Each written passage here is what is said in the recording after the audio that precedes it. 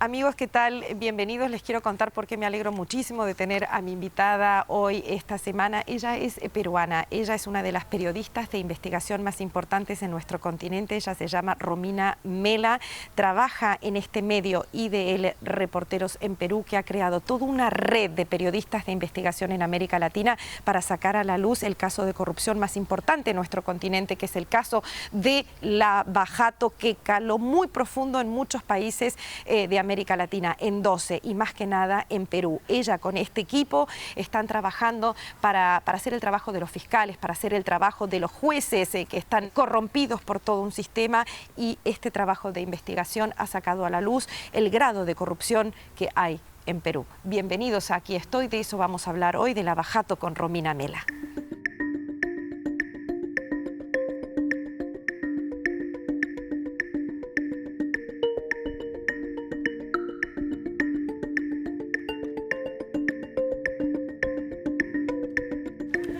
No se metan, Serrucho.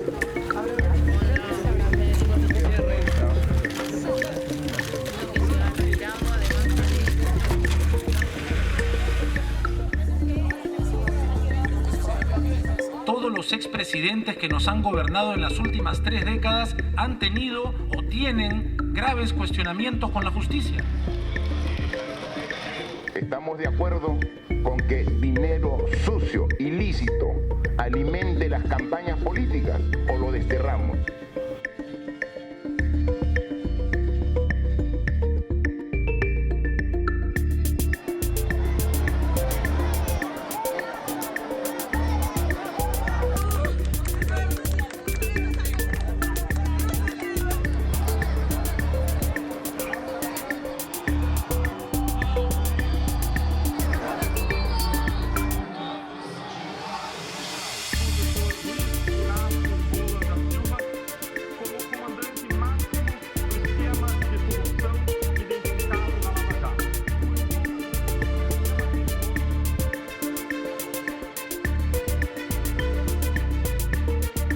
Y ahora sí la vamos a encontrar a ella, a mi invitada, a Romina Mela, mucho gusto. Gran periodista peruana, un placer. Un placer, gracias por la entrevista. Gracias a ti, bienvenida a Berlín, bienvenida a Alemania, invitada por la Fundación Friedrich Ebert. ¿De qué te hacen hablar? ¿Qué quieren saber de esta periodista peruana?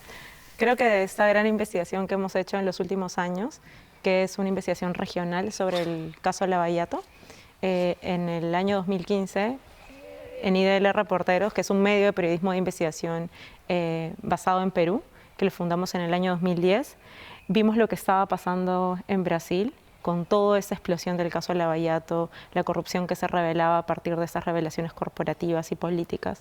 Y como a Odebrecht era una compañía que habíamos investigado desde el año 2011, vimos que era una gran oportunidad ese caso en función de América Latina. Y sabíamos que podía convertirse en el gran caso de corrupción en la región. Y se convirtió en un gran caso de corrupción, quizás Sí. el caso de corrupción más grande del mundo. Yo creo que podríamos hablar sobre el caso más importante de corrupción en toda la región, América Latina, de manera histórica, pero creo que sí, en términos del mundo, grafica muy bien la corrupción política y corporativa y cómo han habido tantos niveles de corrupción que ha logrado involucrar a expresidentes de la República en varios países. Entonces, cuando nosotros decidimos hacer esta investigación regional, es que vimos si la corrupción era transnacional y había traspasado fronteras, y este cártel de compañías brasileñas había operado en varios otros países, desde el periodismo de investigación era importante emprender la investigación desde esa perspectiva. Muy interesante, y de todo eso vamos a hablar, pero para entender la dimensión de las investigaciones, para invitar un poco a nuestro público, al mundo en el cual vos te movés, que es el mundo de Odebrecht, en el mundo de Lava Jato, de estas investigaciones, de cómo mostrar o sacar a la luz la corrupción que hay en nuestro continente. Mi primera pregunta sería, ¿contra quién luchás? Bueno, creo que los periodistas nos enfrentamos a varios frentes de batalla cuando emprendemos distintas investigaciones. En este caso concreto, como han estado involucrados varios sectores, específicamente Perú, al poder político, al poder corporativo, y pues porque cada revelación abre nuevos frentes. Y creo que este caso en Perú y la forma en cómo lo hemos vivido es fácilmente replicable a otros países en América Latina, ¿no? Con distintas características y diversidad. Está bien, es un gran escándalo que movió a la sociedad y que entró en profundidad al tejido social de Brasil, Lava Jato, y después pasó a Perú. Y Perú fue fulminante, o sea, en Perú no hubo nadie que haya dicho que no a tal enfrentamiento a la corrupción. ¿Por qué Perú? ¿Por qué fue uno de los primeros países? Bueno, a diferencia, y creo que eso puede responder un poco a tu pregunta, a diferencia de Brasil, que es cuando los periodistas han acompañado el proceso, porque ahí hubo mucha actividad de parte del Ministerio Público o Procuraduría y la Policía Federal que avanzaban consecutivamente en todas estas fases del lavallato, el periodismo acompañó todo el proceso. En el resto de América Latina hemos sido los periodistas de investigación los que hemos revelado esos hechos y a partir de eso se han iniciado investigaciones. Eso ocurrió en el Perú. Se creó un equipo especial, a partir de las revelaciones periodísticas y fundamentalmente de nuestro equipo investigativo, se inició un equipo especial del caso Lavallato, replicando un poco la forma en cómo funcionó en Brasil. Entonces, ¿cómo le llamarías? ¿Lavallato o Odebrecht en Perú? En Perú se dice más Odebrecht, explicando. En el Perú lo llamamos Lavallato también, porque no solamente ha implicado a la constructora Odebrecht, ciertamente ha sido la más importante porque tenía la operación más grande y el nivel de sofisticación de la corrupción. De sobornos, extorsiones, exacto, homicidios. De sobornos, de lavado de dinero, de pago de financiamientos de campañas políticas a distintos partidos políticos. Pero también han estado otras constructoras brasileñas y también constructoras locales, las principales constructoras en el Perú. Entonces, lo más importante en el caso peruano, y creo que es por eso la dimensión, es que ha involucrado a los 4 últimos expresidentes de la República después del retorno de la democracia. O sea, después de la caída de la dictadura de Alberto Fujimori, están involucrados Alejandro Toledo, que está prófugo. Alejandro Toledo está ahora detenido en Estados Unidos enfrentando un proceso de extradición. Luego está Alan García, el expresidente Alan García se suicidó este año en el contexto de un arresto, de una intervención policial y fiscal en su domicilio como parte de las investigaciones. Luego está el expresidente Ollanta Humala, que ha estado en prisión preventiva por este caso. Ahora afronta el proceso en libertad. Luego está el expresidente Pedro Pablo Kuczynski, que está bajo arresto domiciliario, que no acabó su mandato, precisamente por este caso. Y a su turno tenemos a Keiko Fujimori, que es la lideresa de Fuerza Popular, que es el partido político que tiene el mayor porcentaje de congresistas actualmente en el Congreso. Ella está en prisión. Y junto con eso tenemos exgobernadores, exalcaldes involucrados, algunos de ellos en prisión y otros prófugos. Y todo por el tema de Lava Jato y la corrupción allí. Exacto.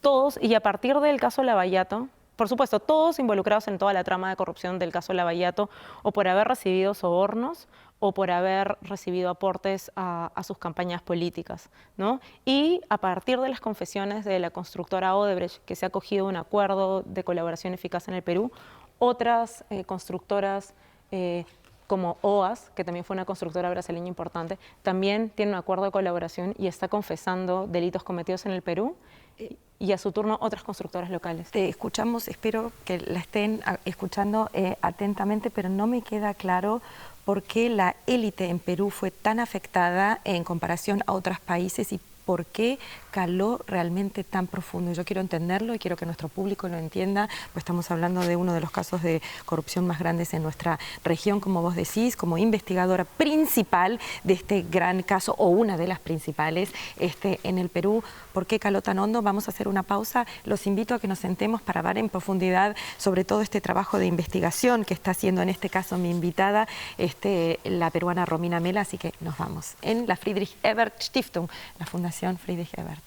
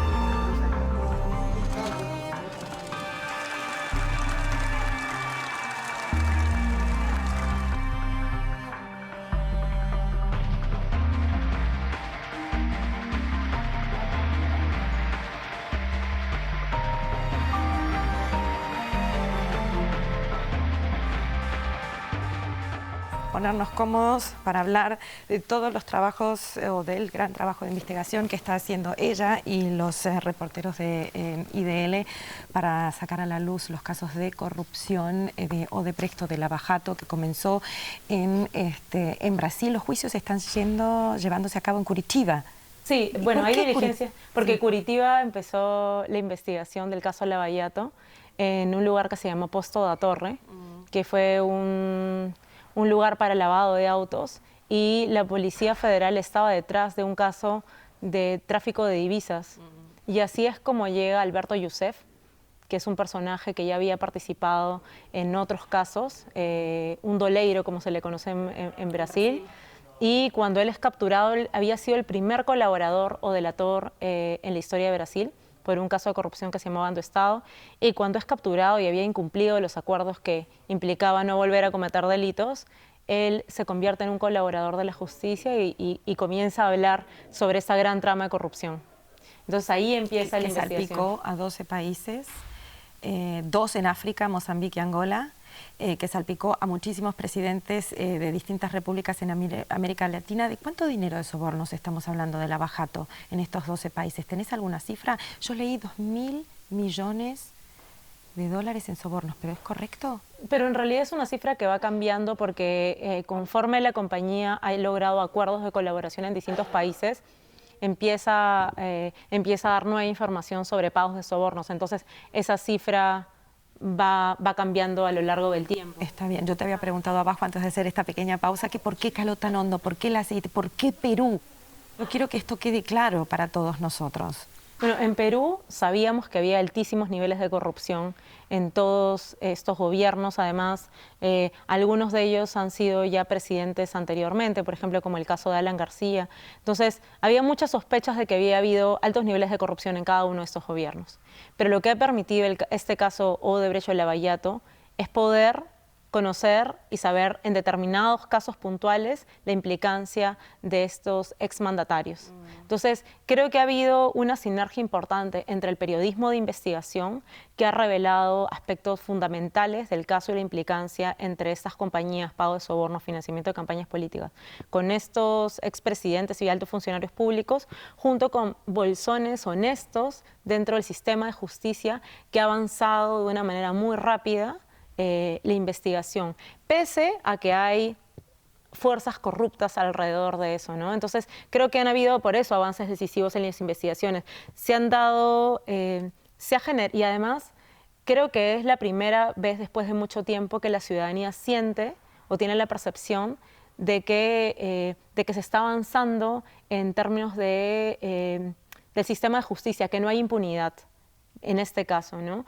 Porque vemos que era impensable que expresidentes vayan a prisión, que dueños de compañías también sean arrestados y eventualmente se conviertan en colaboradores eficaces y empiecen a contar a qué presidentes sobornaron, a quiénes financiaron campañas políticas, cómo se negociaron grandes contratos de obras públicas. Entonces, este caso además ha sido fundamental para poder revelar las implicancias, pero sobre todo los métodos de la corrupción, cuáles han sido los patrones, cuáles han sido los sobrecostos en obras públicas, cómo se ha sobornado, de qué manera, a quiénes. Entonces creo que ha sido fundamental en el Perú. Y hay un caso que ha surgido de manera paralela al caso Lava Jato, que fue otro que revelamos en IDL Reporteros el año pasado, que lo llamamos el caso Lava Juez o CNM Audios, cuando revelamos la corrupción sistémica en todo el sistema de justicia. El sistema de justicia. Te puedo preguntar, por eso te digo, porque nosotros, alguien que no vive en Perú dice, pero bueno, la justicia está funcionando, estos expresidentes están imputados, están asustados, empresarios están bien. Entonces, ¿qué rol cumple la justicia acá? ¿Está funcionando en este caso en el Perú? O sea, si bien es cierto, hay un sistema y como hemos revelado ha funcionado de una manera corrupta en los niveles más altos, pero dentro de todo el sistema de justicia también hay fiscales y jueces honestos que hacen muy bien su trabajo.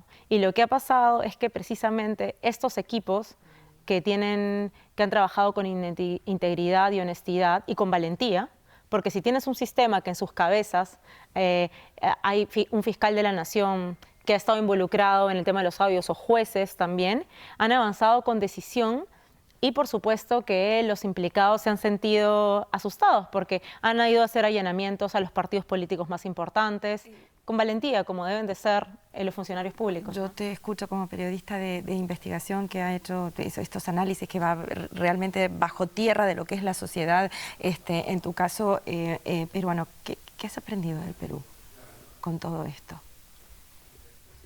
Creo que una de las grandes lecciones que dejan y de proceso de aprendizaje en términos investigativos es, desde mi perspectiva, haber podido demostrar aquello que en general los ciudadanos creíamos o sabían, ¿no?, sobre quiénes estaban implicados en cada caso de corrupción. Entonces creo que con persistencia, con paciencia, porque esto es producto de varios años de investigación.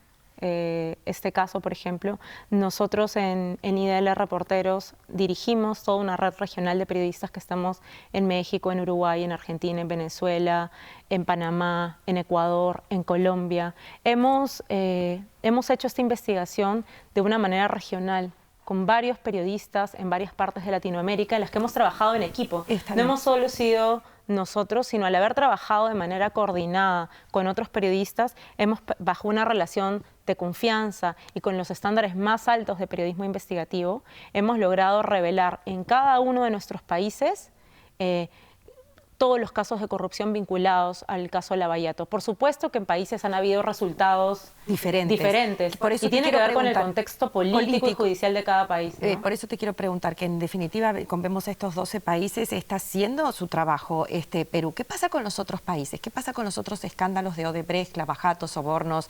extorsiones? ¿Qué pasa con México? ¿Qué pasa con imputados que no van a juicio? ¿Cómo? Es que también ha habido un factor clave que ha sido que en algunos países Odebrecht concretamente ha firmado acuerdos de colaboración corporativa con las autoridades. Eso es lo que ha pasado en Perú, por ejemplo. Hubo un acuerdo de colaboración eficaz que se cerró a inicios de este año entre Odebrecht y la Fiscalía peruana, y lo que a cambio de una serie de beneficios, la compañía ha entregado información progresiva y ha corroborado con documentos y las confesiones de sus funcionarios a quienes pagaron sobornos, cómo y de qué manera. Por ejemplo, está el caso de Venezuela, que es un caso donde los periodistas de Armando Info, que es el equipo de periodismo de investigación que ha seguido el caso Lavallato ahí, ellos han publicado, por ejemplo, información sobre pagos de sobornos, financiamiento de campañas políticas a Maduro, a Chávez, a Capriles, pero el sistema de justicia, por el contexto que vive Venezuela, no ha pasado nada con la investigación. ¿Qué pasa en México? En México lo que revelamos, y lo hizo el equipo de Quinto Elemento Lab, que es un equipo de periodismo de investigación independiente, ellos revelaron varios casos, entre ellos los sobornos que recibió Emilio Lozoya, el expresidente de la petrolera estatal Pemex. Pero bueno, han habido recién ahora, después de varias revelaciones de algunos años, acciones judiciales contra Lozoya. Pero cada país ha avanzado de manera distinta. En Ecuador sí han habido resultados interesantes porque Odebrecht firmó un acuerdo de colaboración con las autoridades ecuatorianas. Y no con las corporativas. Te puedo hacer una pregunta. Sí. En todo este contexto de corrupción, anticorrupción, trabajo investigativo de los periodistas regionales que se unen para sacar a la luz, como ya dije, estos grandes casos de corrupción, ¿extraña en este contexto el triunfo de López Obrador, por ejemplo, y Bolsonaro, ambos con fuertes discursos anticorrupción, anti-establishment, prometiendo terminar con las prácticas corruptas y los partidos tradicionales? Claro, eso ha sido un problema. O sea, una de las consecuencias del caso Lavallato es que algunos, como por ejemplo Bolsonaro, llegara a la presidencia de Brasil, porque claro, el Partido de los Trabajadores es el que estuvo más involucrado en la investigación, y Lula, que ahora está en prisión. Entonces, claro, esto se ve que ha ocurrido en Brasil, luego en México tienes a alguien como López Obrador, pero pese a ello, sin embargo, creo que ha sido importante todas las revelaciones en cada caso y el avance de las investigaciones y la justicia en cada uno de los países. Creo que, por ejemplo, pienso en Argentina. Hugo Alconada de La Nación ha sido el periodista dentro de la red que ha sacado y que ha investigado el caso Lavallato en todo este tiempo, ¿no? Y han pasado algunas cosas que uno se pregunta, ¿y dónde está la justicia en el caso de Argentina, ¿no? Yo recuerdo que él una de las primeras publicaciones que sacó fue acerca de Gustavo Arribas, que es el jefe de inteligencia argentino, muy cercano al presidente, a Macri, y pese a las informaciones, a los documentos que revelaban que había recibido pagos ilegales, y uno de los delatores premiados en brasileños que demostraba eso, el caso fue sobreseído e incluso le abrieron una investigación en Argentina contra el colaborador argentino, contra el colaborador brasileño que había dado información sobre Arribas y no pasó nada. Entonces, cada país tiene dinámicas distintas y el periodismo investigativo igual sigue publicando y sacando a la luz esto, pese a que en términos judiciales no avancen las cosas.